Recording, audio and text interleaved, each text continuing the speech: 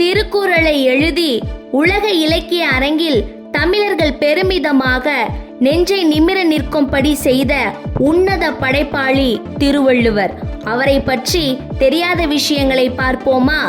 திருவள்ளுவர் பிறப்பு மற்றும் பிறப்பிடத்திற்கான சரியான சான்றிதழ் இல்லை என்று தான் கூற வேண்டும். ஏனென்றால் அவர் கிமு 31ஆம் ஆண்டு பிறந்திருக்கிறார் என்றும், மதுரையில் பிறந்ததாகவும், சிலர் சென்னையில் உள்ள மயிலாப்பூரில் பிறந்ததாகவும், ஆதி பகவன் என்ற பெற்றோருக்கு பிறந்ததாகவும் கூறுகின்றனர். ஆனால் இதுவரை அவை எதுவும் உறுதிப்படவில்லை. கடைச்சங்கம் காலமான கிமு 400க்கும் கிபி 100க்கும் இடைப்பட்ட காலத்தில் வாழ்ந்த புலவரான மாமூலனார் மற்றும் மதுரை நெடுஞ்செழியன் என்னும் பாண்டிய மன்னன் ஆண்டபோது திருவள்ளுவர் பற்றிய குறிப்புகள் ஓலைச்சுவடில் குறிப்பிடப்பட்டுள்ளன.